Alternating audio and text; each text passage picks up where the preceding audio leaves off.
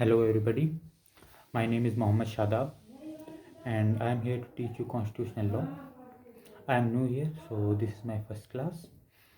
I am here to teach you constitutional law, and I have seen your syllabus. In your previous semester you have completed the introductory part of the constitutional law, and from this semester we have to start from the fundamental rights, the part third of the Constitution of India. I will teach in Hindi and English both mix, and if you feel any difficulty or there is any query, you can message me by after seeing this class.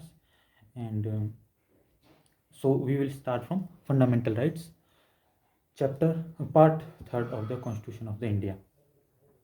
So first of all we have to understand what is fundamental rights. Fundamental rights क्या होते हैं? एक proper definition अगर हमें देनी हो fundamental rights की, कैसे देंगे? जनरली हम समझते हैं कि एक ह्यूमन बीइंग है, उसको एक प्रॉस्परस एक अच्छी लाइफ जीनी है, तो उसके कुछ राइट्स होने चाहिए. At least he should be equivalent to the other person who are living with him, and जो भी उसे खाना खाने का अधिकार हो, उसे एक घर का अधिकार हो, इस तरह के जो बेसिक एमिनिटीज़ हैं जो नेसेसरी हैं for a person to develop good life, तो उसे फंडामेंटल राइट्स कहा गया है. मूलभूत अधिकार इसको हिंदी में कहते हैं. अगर हमें इसे एक प्रॉपर डेफिनेशन देनी हो तो हम इसे किस तरह दे सकते हैं? Fundamental rights are those rights which are necessary for an independent, honourable and progressive life of an human being. 3 components, ये डेफिनेशन जो मैंने लिखी है इसमें 3 जो मैंने इसको एडवांटेजेस दी हैं वो ये हैं कि उसकी लाइफ इंडिपेंडेंट हो, ऑनरेबल हो और प्रोग्रेसिव हो. इन 3 चीज़ों को जो भी राइट्स अगर ये तय करें तो उनको हम फंडामेंटल राइट्स कहेंगे. ठीक है, तो एक बार फिर हम डेफिनेशन को मैं बोल देता हूँ जो है. Fundamental rights are the rights which are necessary for an independent, honourable and progressive life of an human being. इसको ये फंडामेंटल राइट्स की डेफिनेशन है. अब फंडामेंटल राइट्स के रिगार्डिंग और क्या फैक्ट्स हैं जो हमें जानने ज़रूरी हैं? तो ये जो आपने पिछले सेमेस्टर में सोर्सेज पढ़ा होगा, सोर्सेज कहाँ कहाँ से हमने कॉन्स्टिट्यूशन के किस पार्ट को कहाँ से लिया है, तो फंडामेंटल राइट्स का जो पार्ट है वो हमने यूनाइटेड स्टेट्स ऑफ अमेरिका से लिया है. कुछ एक बुक्स में, कुछ एक डॉक्यूमेंट्स में ये हम यूनाइटेड नेशंस भी लोग कहते हैं कि यूनाइटेड नेशंस का जो यूडीएचआर है, union declaration of human rights, United declaration of human rights, उससे हमने इसे अडॉप्ट किया है. लेकिन मोस्ट ऑफ द बुक्स में और हमारी जो कॉन्स्टिट्यूएंट असेंबली थी जिसने इसे क्रिएट किया था, उसने ये बताया था कि हमने इसे अडॉप्ट किया है यूनाइटेड स्टेट्स ऑफ अमेरिका से. तो इस दुनिया का, इस वर्ल्ड का सबसे पुराना रिटर्न जो कॉन्स्टिट्यूशन माना जाता है यूनाइटेड स्टेट्स ऑफ अमेरिका, जो 1773 में जो उन्होंने अपना बिल ऑफ इंडिपेंडेंस साइन किया था, उस टाइम उन्होंने कॉन्स्टिट्यूशन बनाया था. 1774 से वो एनफोर्सेबल था. उस टाइम्स जो उन्होंने अपने राइट्स उसमें इंक्लूड किए थे, उन्हीं को हमने अडॉप्ट किया है in the form of fundamental rights. तो जो हमारा पार्ट थर्ड है फंडामेंटल राइट्स, ये हमने अडॉप्ट किया है यूनाइटेड स्टेट्स ऑफ अमेरिका से. दूसरी इसके बारे में जो हम बात करेंगे फंडामेंटल राइट्स के बारे में, वो ये है कि इसे मैग्ना कार्टा ऑफ इंडिया कहा गया है. मैग्ना कार्टा एक डॉक्यूमेंट था जो 1215 में इंग्लैंड में लिखा गया था. 1215 में जो माना जाता है कि इस अर्थ पे फर्स्ट डॉक्यूमेंट था regarding rights. The first document which was written for the purpose of allotment of rights to the citizens, to the common citizens, उसे कहा गया था मैग्ना कार्टा. मैग्ना कार्टा इसलिए क्योंकि ये हमारे राइट्स ही बताता है, तो इसे हम मैग्ना कार्टा ऑफ इंडिया कहते हैं. अगर हमसे पूछा जाए कि मैग्ना कार्टा ऑफ इंडिया क्या है, तो वो है part third of constitution of India. ये हमारा मैग्ना कार्टा का हो गया. मैग्ना कार्टा 1215 में इंग्लैंड में लिखा गया था. इंग्लैंड में कॉन्स्टिट्यूशन रिटन नहीं है, वहाँ पे इसी तरीके से जो छोटे मोटे लिखे गए थे कभी बहुत एंशियंट टाइम्स में या मॉडर्न टाइम्स में, और जो उनके कस्टम्स है उन्हीं को इंक्लूड करके कॉन्स्टिट्यूशन बनाया गया जाता है। तो इंग्लैंड में कोई रिटन कॉन्स्टिट्यूशन नहीं है, लेकिन वहाँ सबसे पुराना कॉन्स्टिट्यूशन है। सबसे पुराना कॉन्स्टिट्यूशन इंग्लैंड का है और सबसे पुराना written constitution United States of America का है। सबसे बड़ा रिटन कॉन्स्टिट्यूशन इंडिया का है। सबसे बड़ा रिटन कॉन्स्टिट्यूशन अपने इंडिया का है। तो हम फंडामेंटल राइट्स पे आते हैं। दो चीज़ें हमने बताई कि एक ये कहाँ से अडॉप्टेड है और इसको मैग्ना कार्टा कहा जाता है। तीसरी जो इम्पोर्टेंट फैक्ट है इसके बारे में वो ये है कि जो हमारी ड्राफ्टिंग कमेटी के हेड थे कॉन्स्टिट्यूंट असेंबली में, जिसने कॉन्स्टिट्यूशन को ड्राफ्ट किया था, डॉक्टर बी आर अम्बेडकर साहब। Doctor B R Ambedkar sir ने इसे most criticised part of constitution कहा है। सबसे ज़्यादा क्रिटिसाइज किया जाने वाला पार्ट थर्ड को कहा गया है, क्योंकि इसमें बहुत सारे डिस्प्यूट्स हैं। इसमें जो एक का राइट्स होना चाहिए, फिर उस पर कुछ रेस्ट्रिक्शंस होने चाहिए, किस तरीके से उनको कंट्रोल किया जाए, अगर राइट्स होंगे तो ड्यूटीज़ किसकी होंगी। तो इन सब डिस्कशंस को लेते हुए इसे most criticised part of constitution कहा था डॉक्टर बी आर अम्बेडकर ने।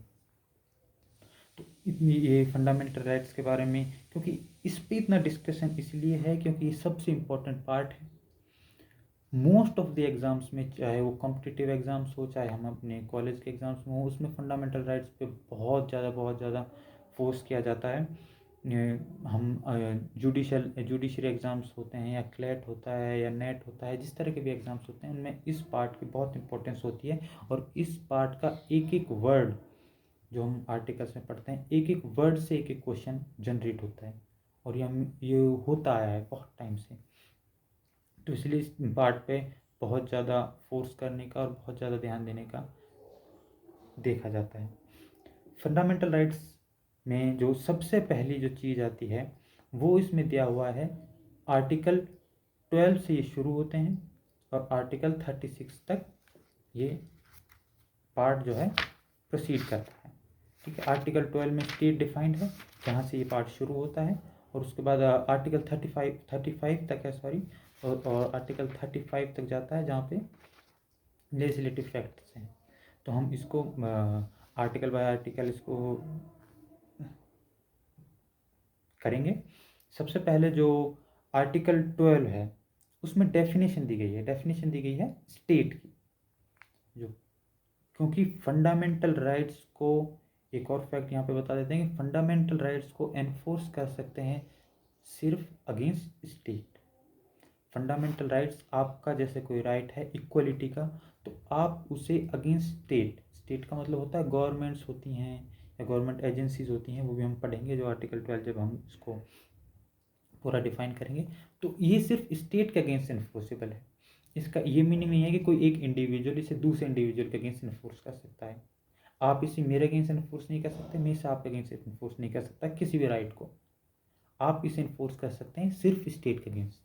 कैसे कि कोई वैकेंसी निकली, गवर्नमेंट जॉब थी, उसमें इक्वलिटी नहीं दिखाई गई, तो आप उसे अपना आर्टिकल 14 जिसमें इक्वलिटी डिफाइंड है वो जनरेट कर सकते हैं, वो राइज कर सकते हैं। लेकिन अगर कोई प्राइवेट यूनिवर्सिटी है या कोई प्राइवेट कंपनी है वो वैकेंसी निकालती है, तो अब हम उसके अगेंस्ट इक्वलिटी का राइट फोर्स नहीं कर सकते। वो अपने हिसाब से जैसे भी वो करना चाहता है, अपनी वैकेंसीज को कैसे फुलफिल करना चाहता है, वो कैसे अपने एम्प्लॉयमेंट करना चाहता है, वो उसकी इच्छा है।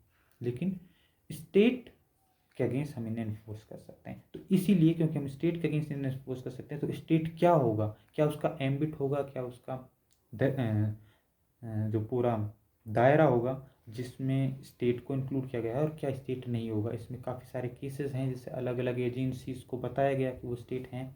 तो इसको हम शुरू करते हैं। सबसे पहले जो आर्टिकल 12 में अपने कॉन्स्टिट्यूशन में जो आर्टिकल 12 में स्टेट की डेफिनेशन दी गई है, तो उसमें जो चीज़ें दी गई हैं वो है government of India and parliament of India, फिर government of each state and legislature of each state and all other local and other authorities जो गवर्नमेंट के कंट्रोल में। ठीक है, तो ये इसको किस तरीके से हम समझेंगे कि ये जो इन्होंने 4 चीज़ें बताई हैं।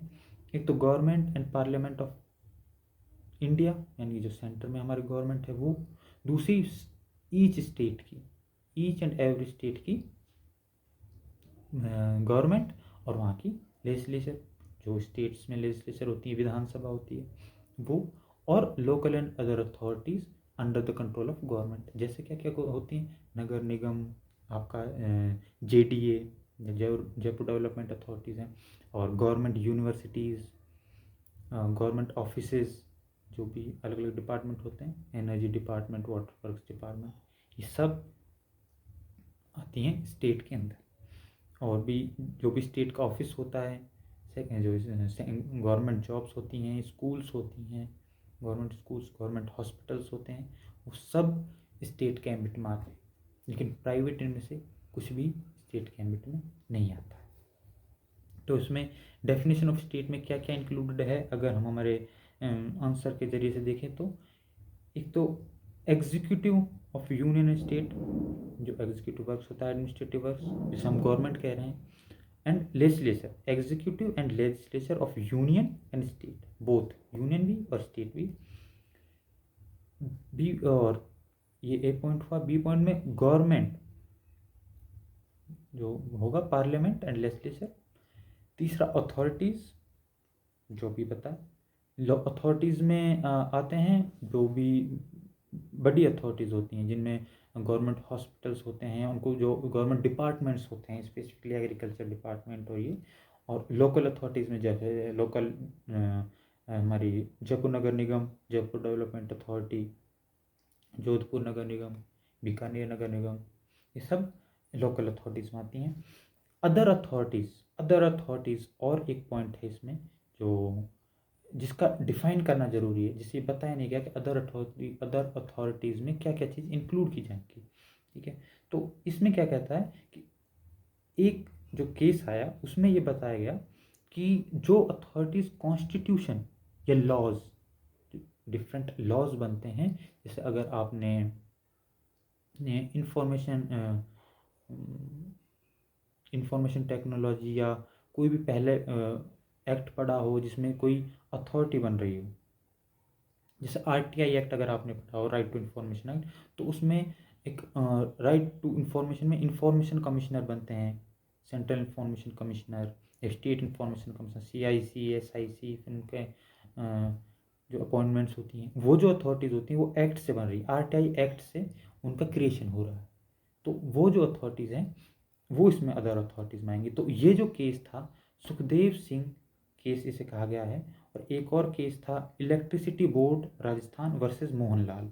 तो 2 केस हैं, सुखदेव सिंह केस और electricity board of Rajasthan case. आप सिर्फ अगर इतना प्रॉपर बता दें कि ये फंडामेंटल राइट्स क्या है, इस डेफिनेशन के अलावा अपने हिसाब से जो समझा सके कि फंडामेंटल राइट्स क्या है, अब ये बता दें कि स्टेट क्या है, इस पर्टिकुलर इस बेयर एक्ट से या इस लॉज पे जाने की जगह अगर आप एक सिर्फ प्रॉपर डेफिनेशन भी दे दें तो मेरे हिसाब से तो वो इनफ होगा। अगर मैं उस कॉपी को चेक करूं तो मैं उसमें फुल नंबर्स दूंगा। बस मुझे ये समझ आना चाहिए कि इसको ये समझ आ गया है इनको कि किस तरीके से ये क्या है, फंडामेंटल राइट्स क्या है, स्टेट क्या है।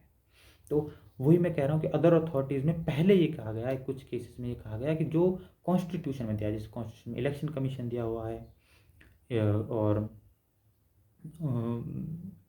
क्या कहते हैं इसे, गवर्नर दिया हुआ है, प्रेसिडेंट दिया हुआ है, और सिविल सर्विसेज एग्ज़ाम कंडक्ट कराने के लिए पब्लिक सर्विस कमीशंस दिए हुए हैं, UPSC, और जो स्टेट्स की हैं जैसे अपने राजस्थान में RPSC है।